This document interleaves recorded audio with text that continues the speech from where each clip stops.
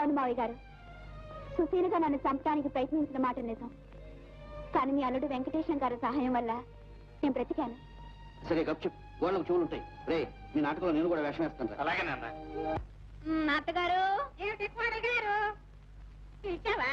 లేదు, పాట పాడమన్నాను. చాలు చాలు.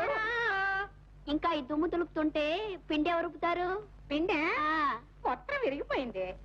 రెండుగా మరి గుడ్లు ఉతకమన్నాను, గుడలని తాగడికేశాను. నీ ఒంటి మీద ఒకటే ఉంది విప్పి. ఏం మితిరుందిగా. మరి మిరపకాయలు ఎవరు దంచుతారు? మిరపకాయలు దంచడానికి ఒక రోకలి మా అప్పారావులని కొట్టడంలో విరగొట్టావుగా. మరాఠే ఫైట్. మరాఠే కాదు, కరాటే. ఆ కరాటే ఫైట్ లో విరగొట్టేశావు. ఇక రెండో రోకలికి పొన్ను లేదు, పొన్ను పోయి. అవును, అన్నిటికీ ఏదో ఒక సాగు చెప్తూ తప్పించుకుంటూ ఉండండి. ఇదిగో చూడు, నా కొడుకు పిచ్చి ఎంతవరకు వచ్చిందో చెప్పు. అవన్నీ మీకెందుకు, మీ పని చూడండి ముందు. కానీ నందామయ్య, అత్తగారి కొమ్ము విరిగేనయ్యా. చక్రాలు తిప్పింది ఒకనాడు, చీపురే పట్టింది ఈనాడు. రేపేమి పట్టునో గురుదేవా, పిడకలే కొట్టునో మహదేవ. నందామయ్య, అత్తగారి కొమ్ము విరిగేనయ్యా. చక్రాలు తిప్పింది ఒకనాడు, చీపురే పట్టింది ఈనాడు. రేపేమి పట్టునో గురుదేవా, పిడకలే కొట్టునో మహదేవ.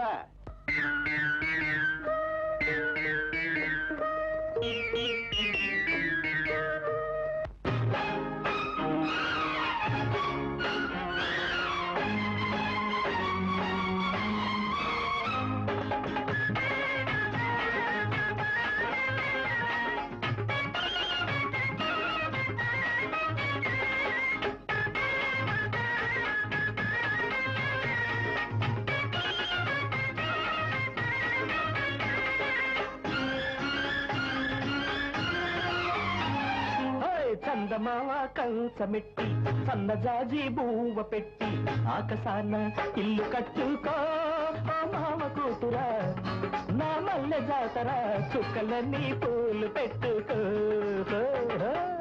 చందమామ కంచమెడత సన్నజాజి పువ్వ పెడత చుక్కలన్నీ పక్క వేసుకో రక్త కొడక, మేనత్త కొడక దిక్కులన్నీ గడియ వేసుకో.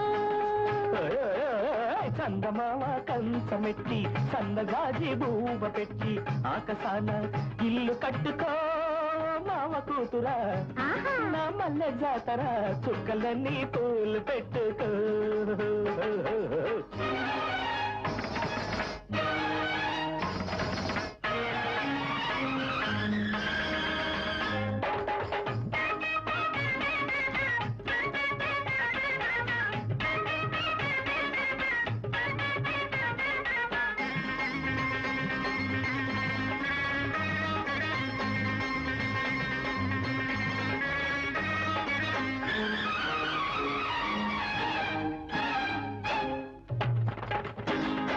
కన్ను చూపే గుచ్చుకుంటే గుచ్చి నన్ను మెచ్చుకుంటే తలపలేని తలపరుతాయే.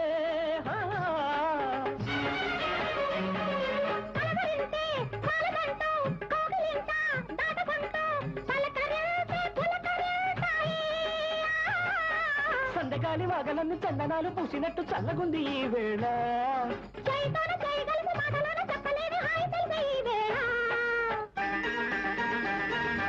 చందమావ కంచమెట్టి సన్నజాజి బూవ పెట్టి ఆకాశాన ఇల్లు కట్టుకో ఓ మావ కూతురా, నా మల్లె జాతర చుక్కలన్నీ పూలు పెట్టుకో. చందమామ కంచమెడత సన్నజాజి పువ్వ పెడత చుక్కలన్నీ పక్క వేసుకో రక్త కొడక, మేనత్త కొడక దిక్కులన్నీ గడియ వేసుకో.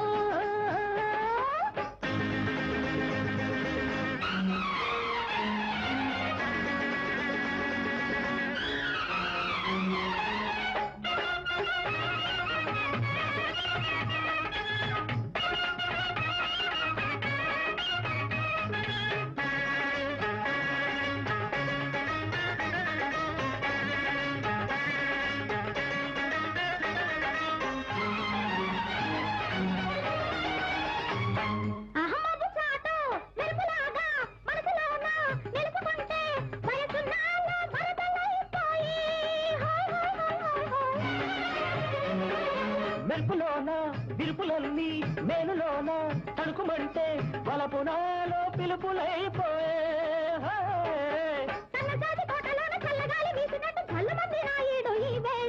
మల్లె చెట్టు నీడలోన పిల్లగాలి వీచినట్టు జిల్లు మంది నా గుండె ఈ వేళ చందమామ కంచమెడత సన్నదాజి పువ్వ పెడత చుక్కలన్నీ పక్క వేసుకో కొడక దిక్కులన్నీ గడియ వేసుకో చందమామ కంచమెట్టి సన్నదాజి పువ్వ పెట్టి ఆకాశాన ఇల్లు కట్టుకో కూతురా నా వల్ల జాతరా చుక్కలన్నీ పూలు పెట్టుకో ఈ ఇంట్లో ఇంత మార్పు వస్తుందని నేను ఎప్పుడూ అనుకోలేదండి. నువ్వు చెప్తుంటే నాకే ఆశ్చర్యంగా ఉంది సీత. మారదనుకున్న మా అమ్మను కూడా మార్చేసిందంటే మా మరదలు మామూలు మనిషి అయి ఉండదు. నా చెల్లెల ద్వారానే నీకు పట్టిన గ్రహణం కూడా తొందరలో తొలగిపోతుందని నా నమ్మకం. అన్నయ్య తమ్ముడు ఏ కంగారు పడకన్నయ్య, అమ్మ లేదులే.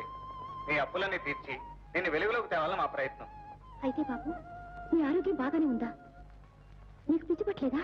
లేదొద్దా, అమ్మని మార్చడానికి అలా నాటకం ఆడవలసి వచ్చింది. అమ్మను మార్చడం ఆమె మొండితనం. ఆవిడ మొండితనాన్ని పిండి కింద కొట్టేస్తున్నాం బావగారు. అన్నయ్య రేపే షావుకారులందరినీ పిలిచి అప్పులన్నీ తీర్చేద్దాం. బావగారు మీరు ఇంక వెలుగులోకి రావచ్చు, బాధపడకండి. చూడండి, మీరు వారికి అప్పిచ్చారన్న మాటే తప్పితే ఆయనకు 1 రూపాయి కూడా దక్కలేదన్న సంగతి మీకు తెలియదు అనుకుంటాను. అదేమిటి, ఈయనతో జాయింట్ గా వ్యాపారం చేసిన అప్పారావు గారికేగా మేము డబ్బు ఇచ్చాం. నిజమే, కానీ నా చేత సంతకాలు చేయించి ఆ డబ్బు వ్యాపారంలో పెడతానని నన్ను మోసం చేశాడు. అందుచేత అసలు తీసుకుని వడ్డీ వదిలేయమని కోరుకుంటున్నాం. ఆ అడ్డెలా వీలు పడుతుందమ్మా? ఎందుకు వీలు పడుతుంది ఆయన? పోనీ వడ్డీ తీసుకుని అసలు వదిలేయండి. లేకపోతే అది కూడా దక్కదు. అయ్యో బాబాయ్, కొంప మునిగిపోద్ది. సరే అసలైనా పడేయండి. అలా రండి దారికి. 10,000, 20,000, 30,000, 40,000. ఏమండి?